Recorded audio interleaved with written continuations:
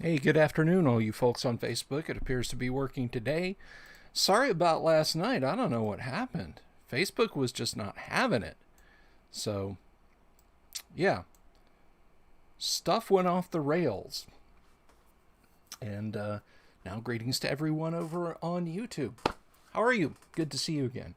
Had a lot of fun last night on Ishii's stream.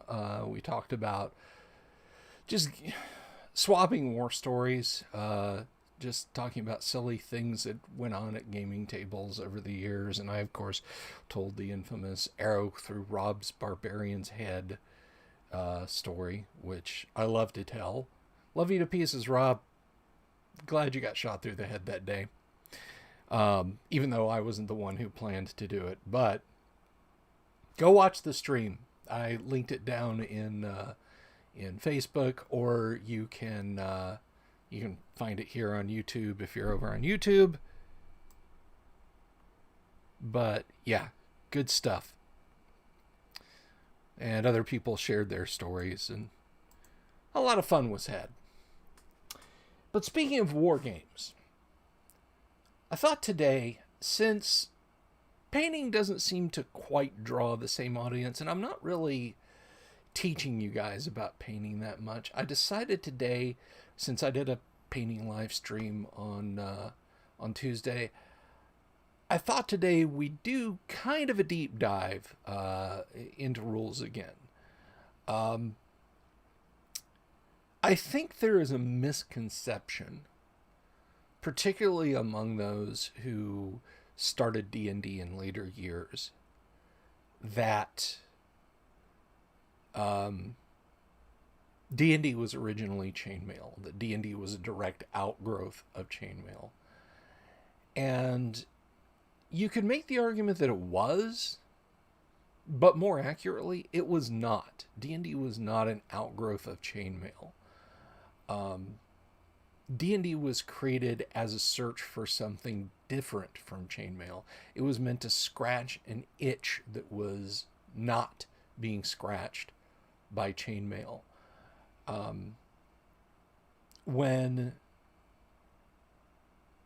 Dave Arneson got together with Gary Gygax and told him what he was doing with chainmail and some kind of house rules he'd thrown together, Gary wanted to know more. He played for hours and hours and hours and hours, and it just fired his imagination in a way that still echoes today. I mean, it's regardless of what game you play and regardless of what you might think accurate or know about Gary, it's why you have a hobby if your hobby is role-playing games. You, me, him, her, everybody. Good evening to you, Simile. It's why we do what we do. And I don't think there's any question at all that without Dungeons and Dragons, without Gary taking Arneson's sort of house rules that he put on chainmail and creating D&D from that, we wouldn't be here. Well, I mean, we'd be here physically. I don't think our parents would have held off on having kids. Well, they won't have a hobby growing up that involves moving pretend men around on a piece of graph paper. So no, what I'm saying is our hobby would not be the same, or our hobbies would not be the same. We might all be fans of model trains or something.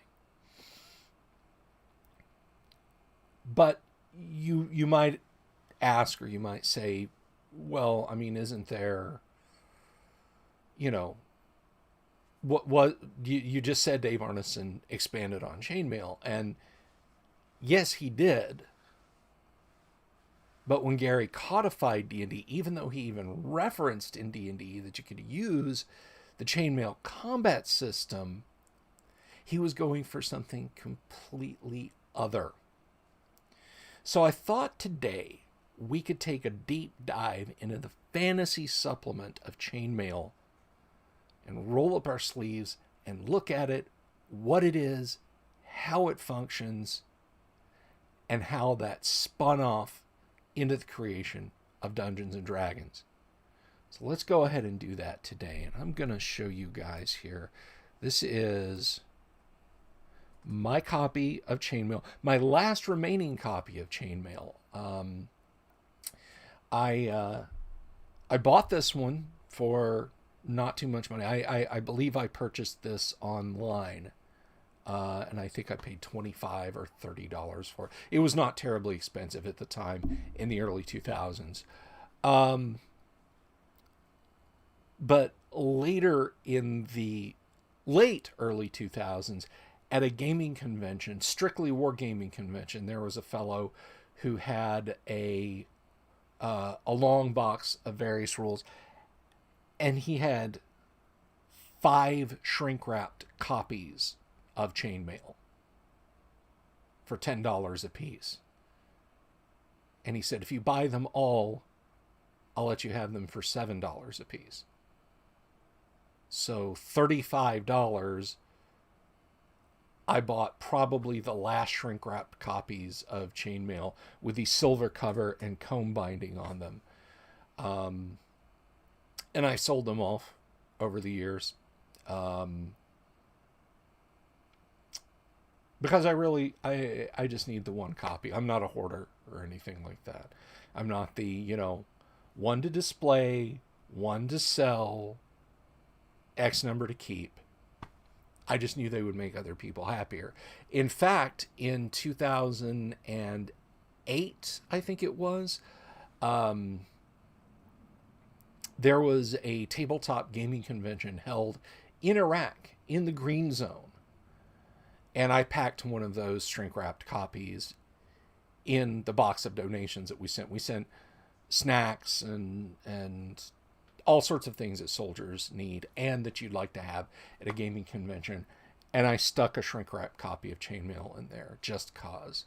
And I really, really honestly, sincerely hope that someone found it, treasured it, took it home, and whoever you are, soldier or soldiers, that you still have that copy of Chainmail today that I sent you.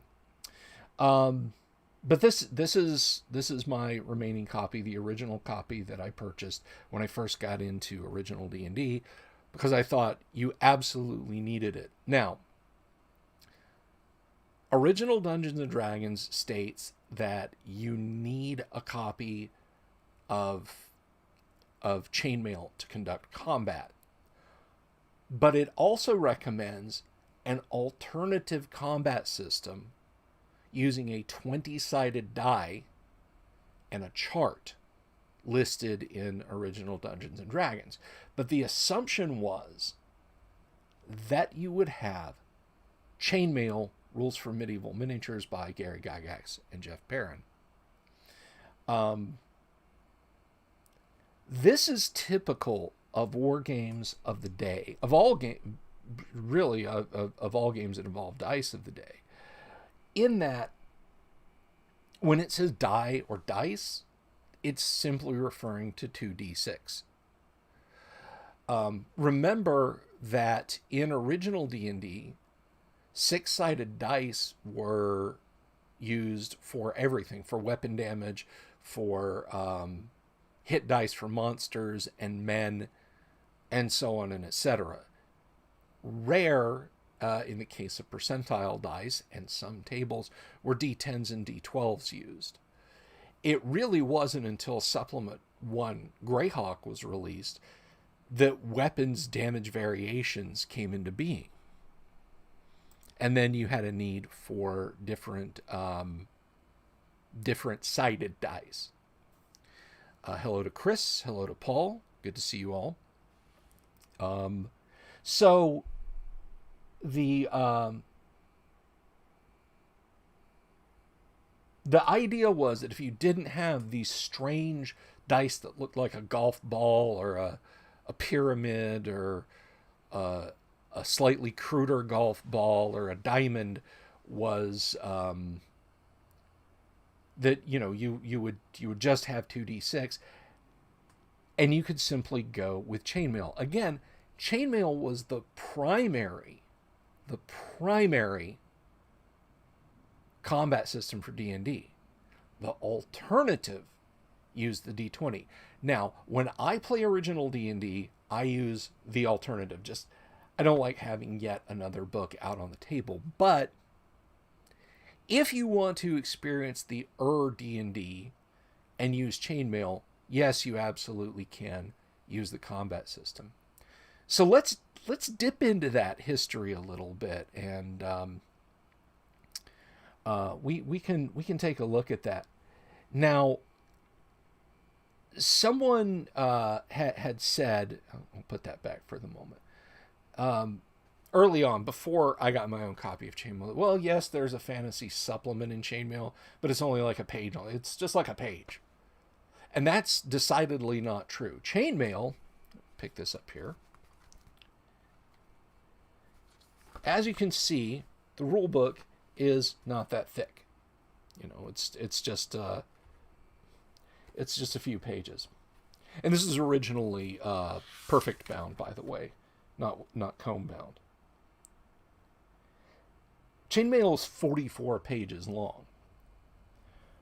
But the fantasy supplement covers from page 28 to page 39.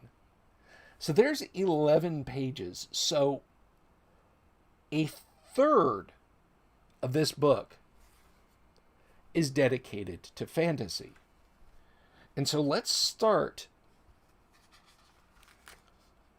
And you can make the case that the man-to-man combat that starts on page 25 pertains to Dungeons and Dragons. So let's start with that. Let's start with the man-to-man combat rules, and I'll put this here. I know it'll be difficult for you guys to read, if at all, but I'll put this here, and we'll go over this. Bring my mic around. Instead of using one figure to represent numerous men, a single figure represents a single man. Use this system for small battles and castle sieges. Now we come in to what sparked Dave Arneson's idea of sending single characters in. So when people say, oh, well, Dave Arneson invented the idea of characters, no, it was Gary and Dave Perrin. Gary Gygax and, Jeff Perrin. Ugh. It's Gary Gygax and Jeff Perrin, and it's right there in black and white, well before Dave Arneson entered the fray. But when using the man-to-man system, all preceding rules apply except where amended below. And then we get into it. Missile fire. Generally speaking, the rules for 1 to 20 scale apply to man-to-man missile fire. Ranges for each weapon are divided into thirds for simplicity, so a 15-inch range divided into that at 0 to 5 inches, medium 5 to 10, and long at 10 to 15. Individual targets are selected. The midpoint of the move is used for range determination, dice rolled, and casualties extracted. Treat hand-hurled weapons as short bows for purposes of 2-hit, not range. Melee. When two figures are within melee range, 3 inches, one or several blows will be struck. Now remember yesterday when I was talking about damage in Dungeons and Dragons, how several blows would happen in a round?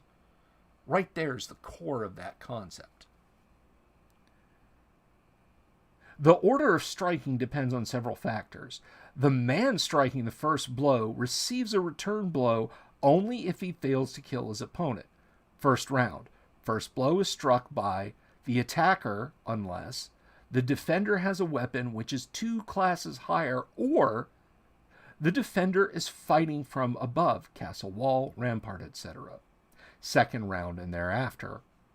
First blow is struck by the side which struck the first blow previously, unless the opponent has a weapon which is 2 classes lower, or the opponent is fighting from above. Men attacked from the rear do not return a blow on the hit of the first round of melee and automatically receive the second blow position on the second round of melee. Men attacked from the left flank automatically receive second blow position on the first round of melee. For non-mounted versus mounted men, add 1 to the die roll of the mounted man, so you get an advantage for striking at them with lance or with spear. And it goes on. On the second round of melee, the horse, as well as its rider, will attack, the horse counting as the following weapons and able to strike a different opponent than its rider, but only footmen. Light, 1 mace, medium, 2 maces, heavy, 2 flails. And light, medium, and heavy referring to the horse.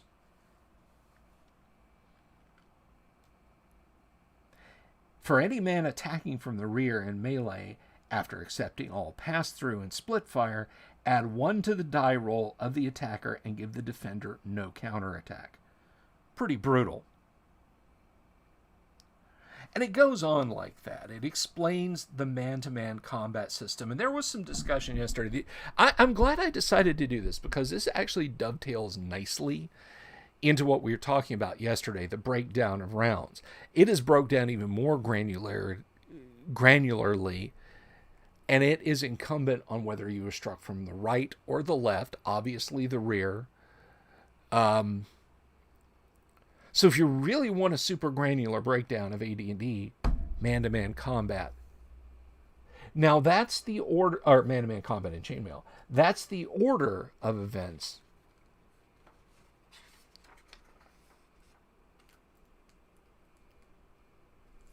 Oh, and I should point out, I once saw a complaint leveled at Dungeons & Dragons, a minor complaint. People weren't angry about it, but I can't believe AD&D doesn't have rules for jousting.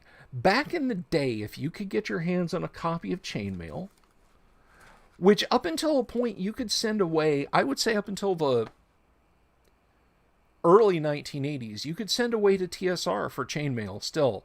But there are jousting rules, man-to-man jousting rules in Chainmail. We're not going to go into those just now because they're kind of ancillary. And also what you can do is just use charge resolution. Both targets receiving a -1 to defense and a +2 to attack, and striking at each other with lances. If one is using a great lance and the other is using, a spear, the great lance will strike first, so on and etc. It's fairly easy to resolve without having to go to Chainmail, but it's in Chainmail if you need it. So let's look briefly at the fantasy supplement and what's in it. I'll show you guys. It's a smart little illustration there. Little cartoony. The fantasy supplement. And it starts over here on page 28. And it talks about both the combat values of and the scales of different miniatures. Because remember, Chainmail is a miniatures war game. And you can go all the way up to, all the way up to 70 millimeter, which if you're curious, that's about the size of a Star Wars figure. That's about that tall. For your minis. Now that would have been quite the thing to see. A sand table with these action figure sized miniatures all arrayed across it for troops, as opposed to the usual image of the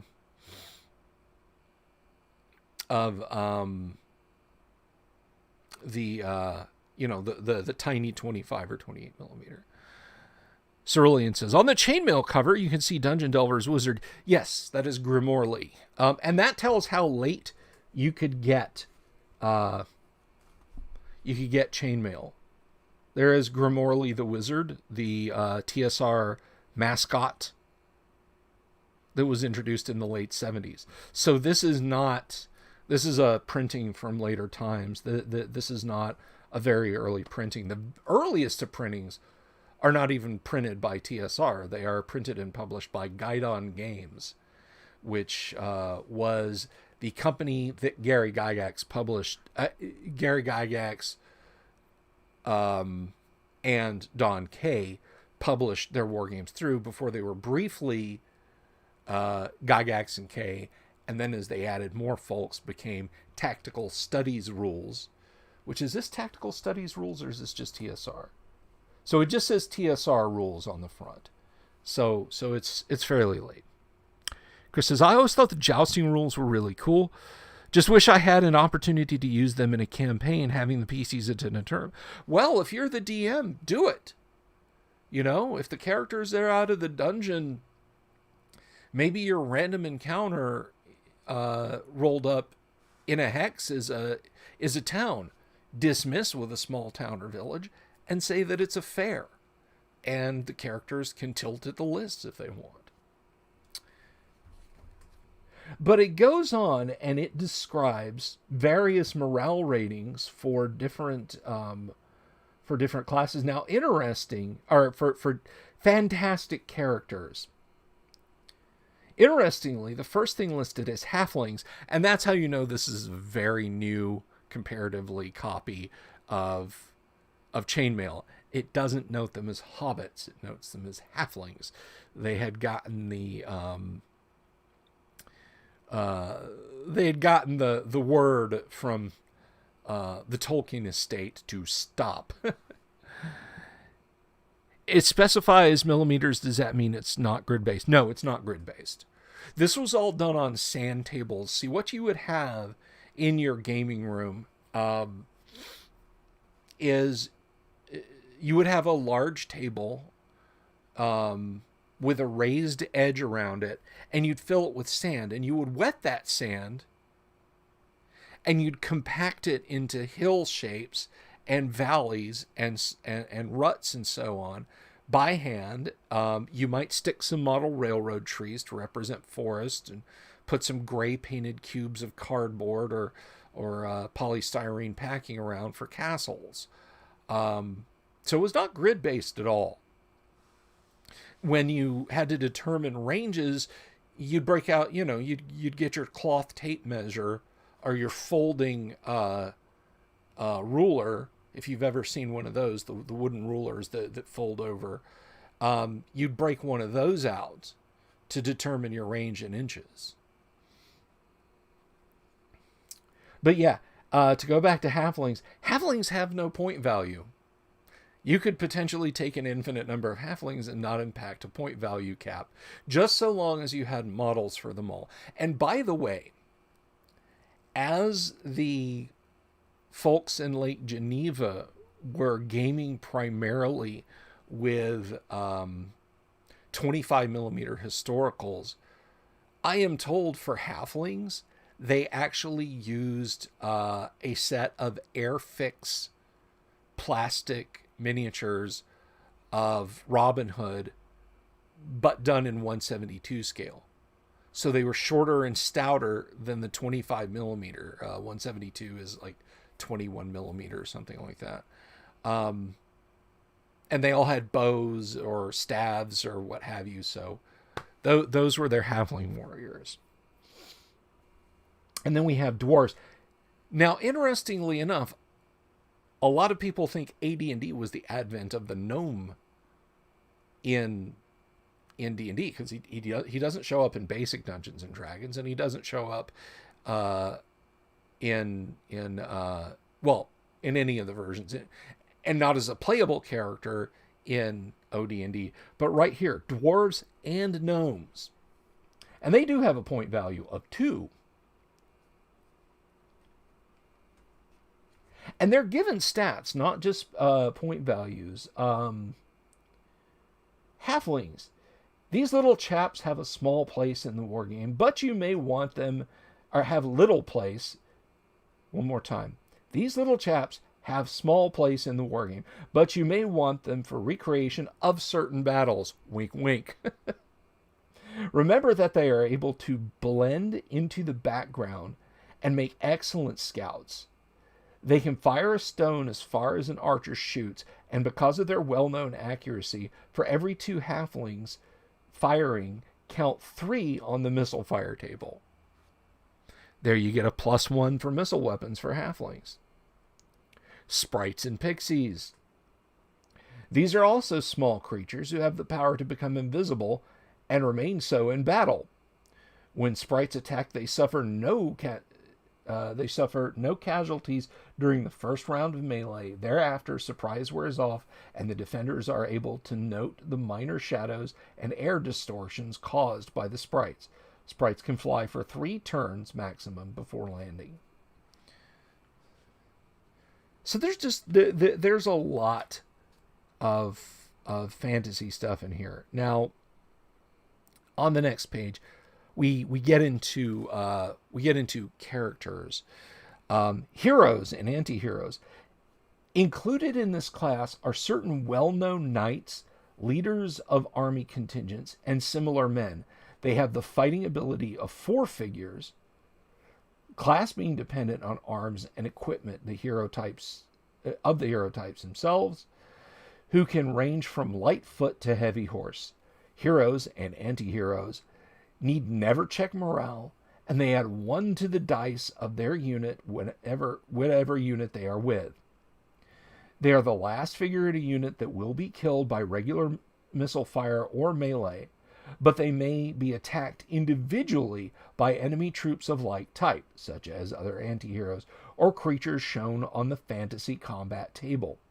Heroes and anti-heroes may act independent of their command in order to combat some other fantastic character.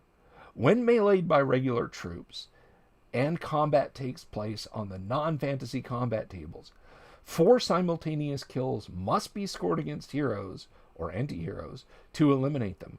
Otherwise, there is no effect on them. So there we go. We have strong character types, strong archetypes already out on the tabletop. It's already happening right here in Chainmail. Then we have superheroes. Few and far between. And by the way, a hero point value is 20. A superhero is 50. These fellows are one-man armies, particularly when armed with magical weaponry. They act as hero types in all cases, except they are about twice as powerful. When a superhero approaches within his charge movement of the enemy, all such units must check morale as if they had taken excess casualties.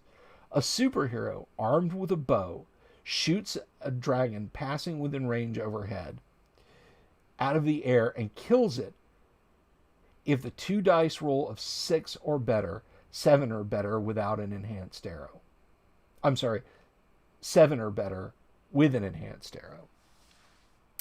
Gary was definitely thinking of Bard the Guardsman there. And then we have wizards, including sorcerers at -1, warlocks at -2, magicians at -3, seers at -4. We have leveled magic users are right here. Now I'm going to say something, and this might piss off some people watching this video later. The groundwork is being laid for Dungeons and Dragons here.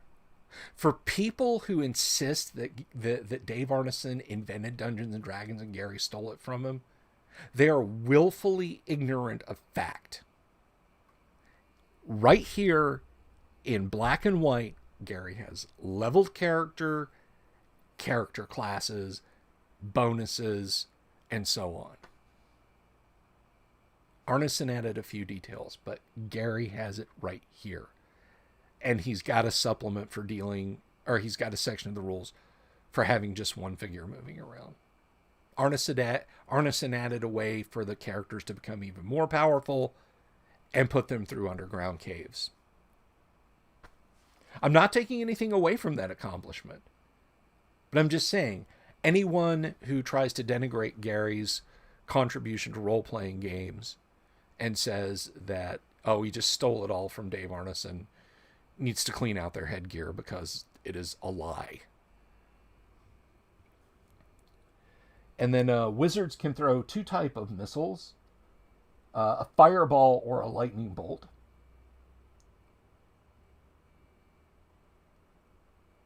And then there's saving throws right here. when you hit certain classes with weapons. Hero types, save by a roll of 9 or better. Superheroes, save by a roll of 6 or better. Wraith, save by a roll of 7 or better. Giant, dice under 5, routes off board, dice under 9, back 1 move, dice 9 or better, no effect. Dragon, drives dragon back 1 move. And then it's got elementals. Just a passerby, no. Dave Arneson passed away a number of years ago. And I'm not slamming Dave Arneson, by the way. I've met Dave Arneson, and I think Dave Arneson was a fine chap. And yes, I think him creating the dungeon part of Dungeons and Dragons and character advancement is critical. But it's not the only part of D&D. And then there's other spell, phantasmal forces, darkness, wizard light, detection, concealment,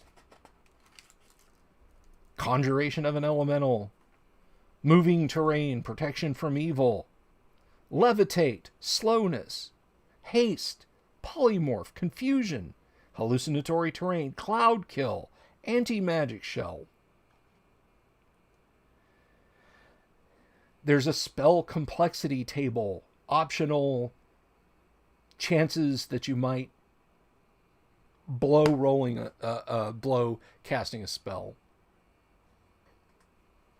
and spell ranges.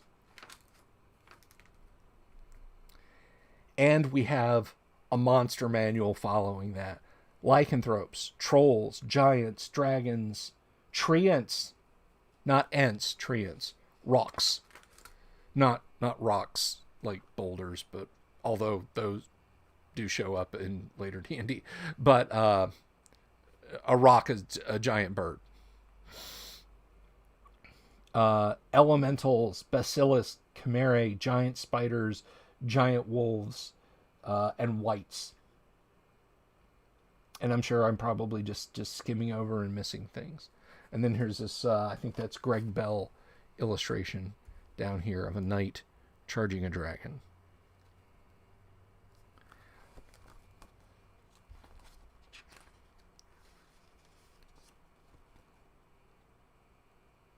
Fantasy combat table. See Appendix E. We're going to go to that table in just a few minutes. Magical weapons. Magic armor. Air movement. Catapult fire versus fantastic figures. Combination figures. There are certain natural, although rare, combinations. A good example of this is Michael Moorcock's anti-heroic Elric of Melniboné, who combines the attributes of the hero type with the wizardry and wields a magic sword in the balance. Whatever combinations you do decide to use, remember to be careful so as not to make one too powerful so as to destroy play balance. Fantastic sieges. Combine the siege and fantasy sections and use the following. Dwarves dig twice as fast as an equal number of human sappers. They may attempt 2 more mines or counter mines than usual. Orcs dig 1.5 times as fast, 1 or more mine or counter mine. Points of damage by fantastic forces. Trolls can... Uh-oh. We had a little hiccup there, guys. Had just a bit of a hiccup, so hopefully we'll get a reconnect for our fans over on YouTube. Waiting for it. Okay. All right, we're back. So guess what? Guess what else is in Chainmail, guys? Alignment. It is impossible to just draw a distinct line between good and evil fantastic figures. These categories are listed below as a general guide for the wargamer designing orders of battle involving fantastic creatures. Law: halflings, dwarves, gnomes, heroes, superheroes, wizards, treants, and magic weapons. That's right. Magic weapons have alignment right out of the box.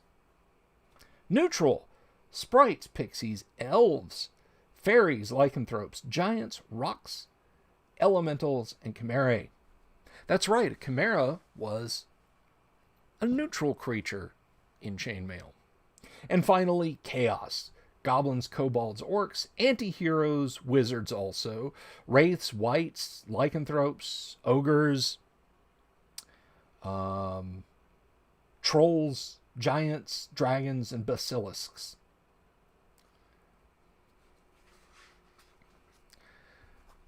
Folks, anyone who tells you that Dave Arneson actually invented D&D, they're lying. They have an agenda. The agenda is erasing Gary's influence because for whatever reason they don't like Gary. Sometimes it's grognards. Sometimes it's guys like me. And they honestly believe they've created this mental image that that there was only a page or two of rules in Chainmail that Gary had already written, and Dave Arneson invented it all otherwise, and Gary stole it and typed it up and published it. Then there are the types who, think Gary's mindset and the way he created D&D doesn't fit with current year, and consequently, because it doesn't mesh with current year, the best way to move D&D forward is to erase the past. And they'll sling mud on Gary and say, well, how could you think highly of a guy who stole from poor old Dave Arneson? It's lies. But that's not really what I was going to talk about. We have the combat tables. So you got your OD&D books. And you're wondering, how the heck do I resolve combat? I just left the model train store where they sold me this weird looking book, this set box with these books in it. I've already got Chainmail. I play down on my sand table on weekends. How do I use Chainmail to make D&D work? And we have the combat tables right here. Man-to-man melee table. And it's very simple. You look at the weapon that they're using, and then you compare it to the armor you're striking. See, I was talking with folks in my group and yesterday on the live stream about weapons versus armor type as an addition to the roll the d20 and cross compare versus armor class, and how it would tend to slow things up. But originally, there was no armor class. It was merely armor type. And then weapons. Chris says, Dave had some important contributions to the game, for sure. I don't deny that. But he had a certain number of fans who remind me of some Jack Kirby fanboys who think that Jack could do no wrong ever. I think Jack Kirby got a far more raw deal than Dave Arneson did.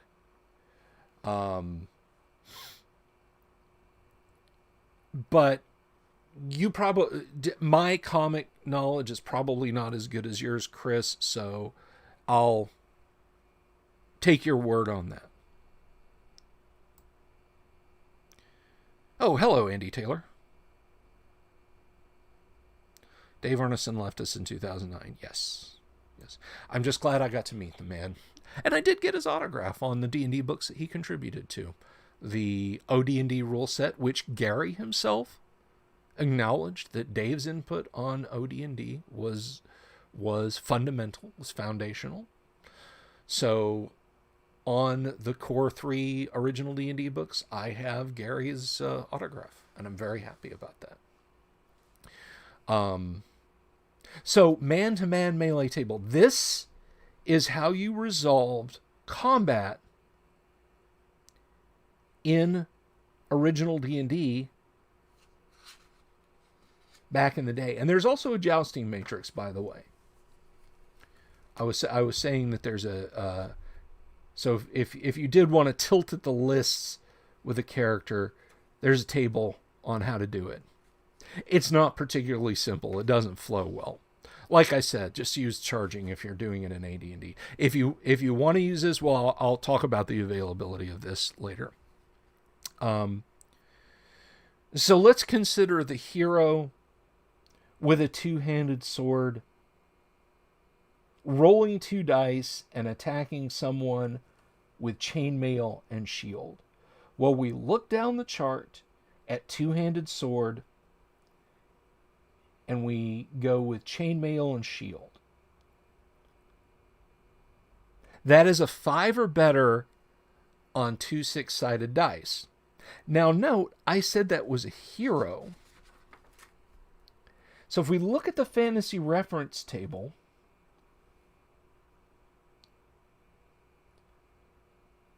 hero. Are there any bonuses? D, the ability to raise morale for friendly troops. Missile range, fires up to 18 inches. Attacks as 4 men. Defends as 4 men. So no, there's no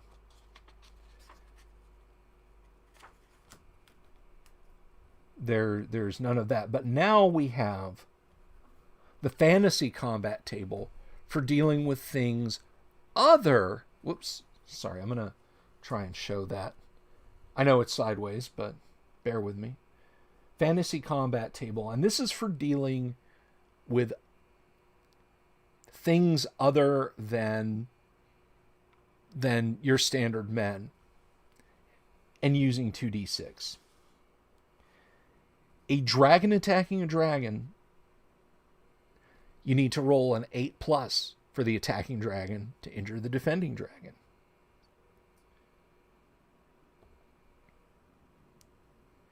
A superhero attacking let's say a hero needs a 5 or better. So this then is how you would use chainmail to resolve combat in original Dungeons and Dragons. If you had original D&D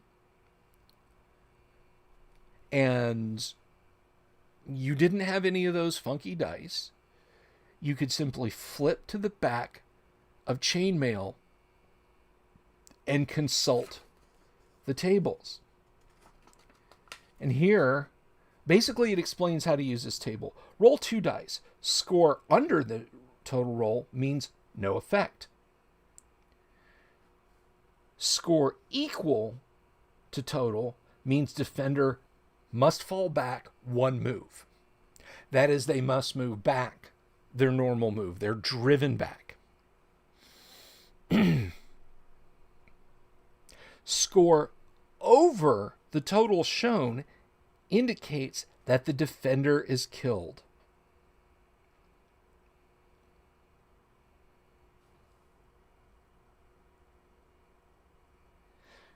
So there you got it, guys. That is how chainmail not only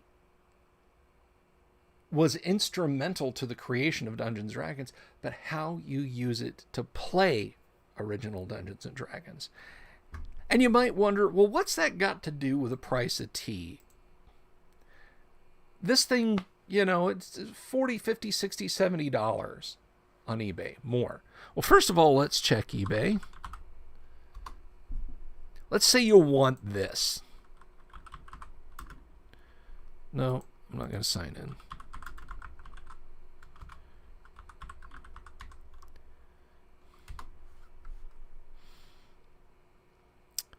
Well, here's one from Guide on Games for $3,500. Here's a near mint copy of this one for about $200. Another one for $300. A pair of them, if you want 2, for $420. There's one for $189. 7th print, which I think this one is, for $149, and so on and etc. But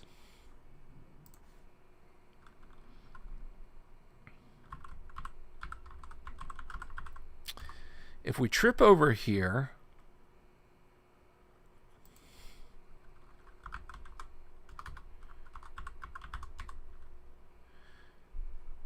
you can find this for $4.99 over on DM's Guild. Right now, you can get a watermarked PDF. You can print this out and send it off to Lulu and get yourself a printed copy of Chainmail. And yes, they also have original Dungeons and Dragons. Let's see.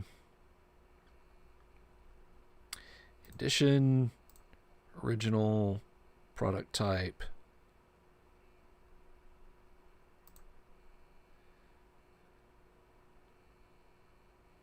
Yeah, here's OD&D.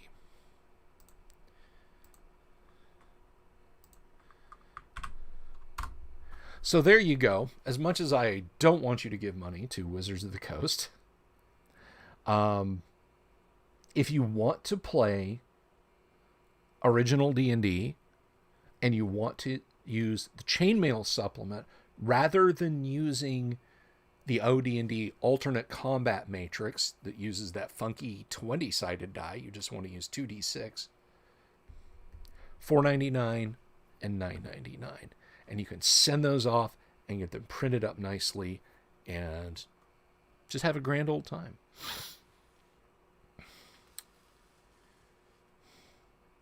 Am I so influenced by graphic artists that I want to just print it out and bind it into a beautiful hardcover? Yes. Yes, you are.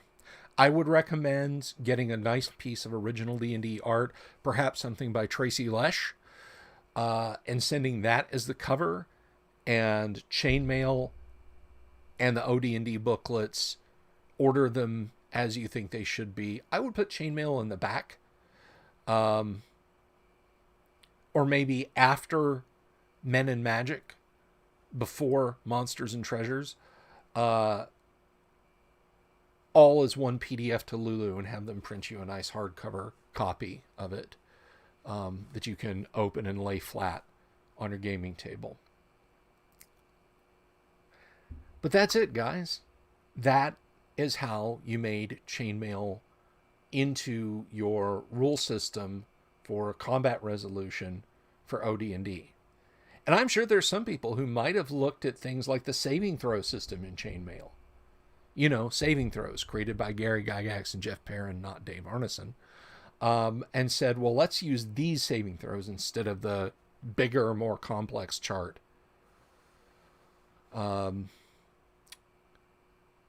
Chris talking about Jack Kirby says, Jack definitely got screwed by both DC and Marvel over the years, but I hate to say this, everybody did, including Stan. Yes. I don't think anyone, just my observation, I don't think anyone went through Marvel Comics and came out the other side with a positive experience. You had, I'm drawing a blank, but he went through Marvel and really turned them around in the 80s. And even, like, to the point, if he saw a book faltering, he would jump in and write it and draw it.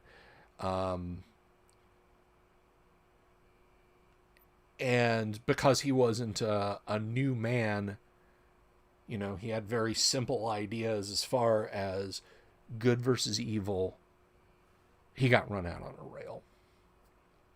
So yeah, rather like TSR and then so on through the years, I don't think anybody came through unscathed. Jim Shooter, maybe. I saw a rather long bio on YouTube. I'll have to see if I can find it again. But I know towards the end of his tenure that some artists were putting nasty things about Jim Shooter embedded in the art. Or maybe it wasn't Jim Shooter, and maybe it was less nasty than I'm thinking of it. But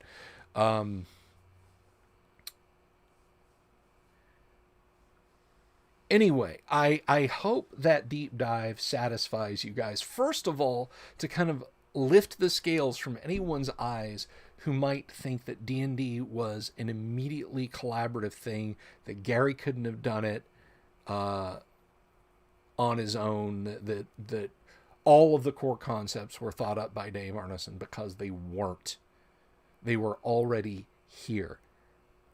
Again, I'm not saying Dave Arneson did not have important contributions to the creation of D&D. Will Gary have come around and said, what about Underground Adventures? What about improving characters' abilities as they went along? Possibly, but he may have kept it very much in a war game concept. And as far as first role-playing games, it might have ended up being Metamorphosis Alpha, or Traveler, or something completely different. But it was really it was all really started here in Chainmail, and the fact that you can seamlessly interface OD&D with Chainmail and its combat system, that speaks volumes. That speaks volumes. I love these examinations of old products. Reminds me of stuff I forgot about, or lets me know about stuff I never saw before. Great stuff. Well, thank you, Chris. Thank you very much. I'm glad you say that. I didn't want to come on today and just do another painting thing. I'm not showing you guys anything new through painting. I think I would rather, when I come to a major point with the miniatures, sorry, I just got a very itchy nose all of a sudden. When I come to a major point with the miniatures in their design, in the design of their paint schemes, and so that's when I think I would like to do a painting, because you guys know my painting methodology, and I'll dwell on that for a second. My painting methodology is simple. Prime, get the color triads for each section, base coat the darkest, ink the low spaces, just ink wash the low spaces with their appropriate ink. If it's green, use green ink wash. If it's brown, use sepia or even black. Yellow, you use brown. Red ink, and so on. Brush on highlights with the middle color, dry brush highlights with a higher color. If you want to keep going and make it lighter and lighter and lighter and lighter, do a 50-50 mix of white for every layer of highlight mixed in with the lightest shade of the triad. And that's it. That's my painting method. And always paint the faces first. That way, if you screw up the eyes or any face details, you only have a tiny little bit of mini invested just on their face, and you can start over and fix it. Whereas if you do that last and you screw it up, you can either keep gunking paint on the face, trying to fix your mistake, or you have to start the whole mini over again. So that's my painting method, and I just repeat that every week when I do the painting streams. So I think it would be better to do the painting as I have a new thing to show you guys today. Or, we've moved on from the base coating stage and I now want to show you this. And so on and etc. So I really wanted to do the dive into Chainmail and OD&D today and talk about the history and the connection between Chainmail and OD&D. So I hope you guys appreciated that. One of the coolest things, and I know that like a young teenager, even a gaming geek young teenager, might not necessarily keep his attention as focused as one would hope he might, but I ran an OD&D game at Gods and Monsters anniversary one year. It was their third anniversary. Which their second is coming up, or their sixth is coming up in a couple of weeks. I wonder if they want me to come down there. Todd, Anna, if you're watching or listening and you guys want me to come and run a game, I'll do that. But anyway, this young man played OD&D and fell in love with it. and said, where can I get it? And at the time, I was using the booklets that I brought, just because at that time they would have been less of a casualty if they had been lifted or damaged. Were the 3 OD&D books that came with the massive Wizards of the Coast wooden box OD&D set that they released for the 40th anniversary of Dungeons and Dragons back in 2014.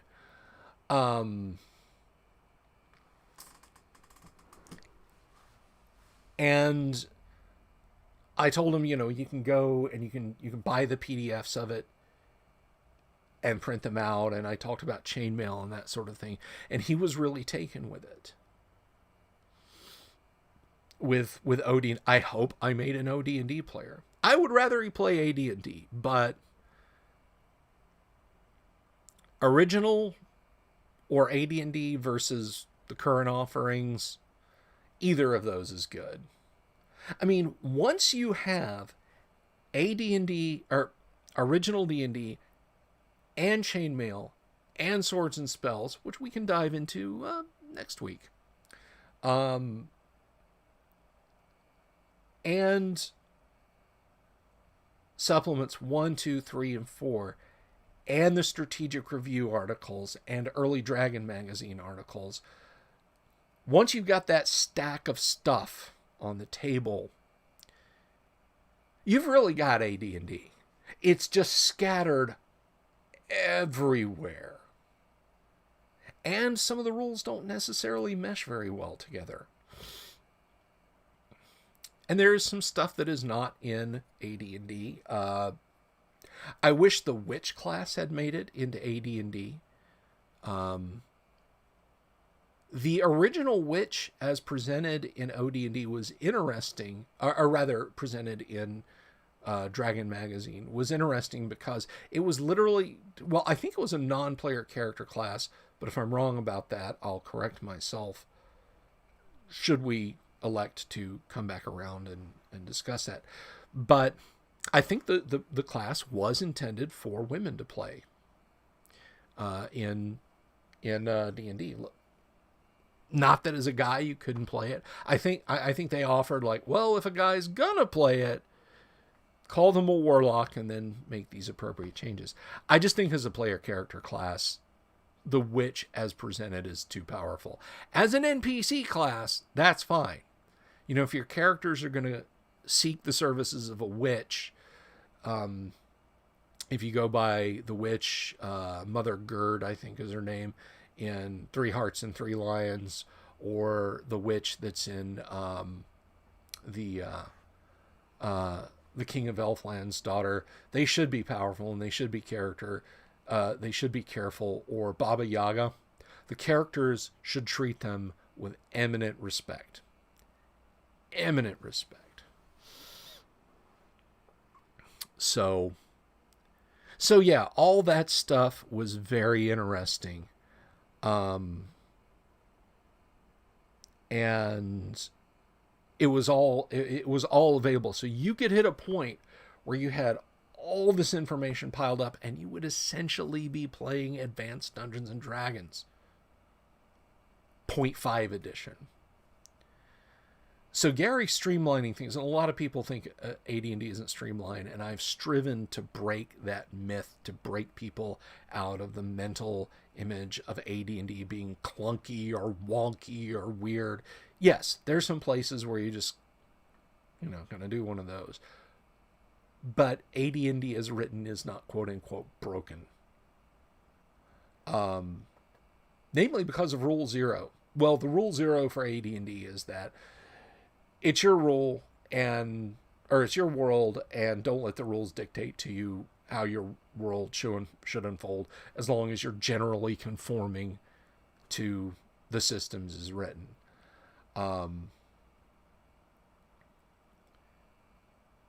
So yeah, AD&D was quite the patch on having to haul, a bunch of strategic reviews and copies of the Dragon and these comparatively fragile booklets from game table to game table or breaking them out and handing them to players. Let me see Blackmore, let me see Greyhawk, etc. So there you go. There you have it. That is Chainmail and its interface with original D&D. So I hope you guys enjoyed today's live stream. It was great to see you all online. I'm going to go see what's in the pantry for dinner.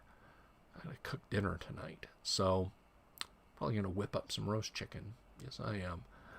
But you guys have an absolutely wonderful rest of your Thursday. If there's any questions, anything that you want to see, and you want to comment on Facebook or comment in YouTube and say, yeah, well, Cerulean says the witch class sounds cool. If you want to see an exploration of the witch class as it evolved across multiple issues of Dragon, I can go there. We can do that. That's fine. If more people than not want me to go back to painting, I can do that too. I'm easy. I'm an easygoing kind of guy. But you guys have a wonderful afternoon. Thank you all for stopping by. I love you all, and I mean that. And I will see you tomorrow. Yeah, I'll see you tomorrow when we're going to do another deep dive. This time, we're going to dive into alignment. Because isn't it interesting that alignment started all the way back here? I lifted it up to show it better, but it's better laying down. It started all the way back here in Chainmail. So that is where we will start. We will be seeing Chainmail again. So, yeah, I'm seeing a couple people talking about the witch class being interesting. So perhaps we will. Perhaps we will.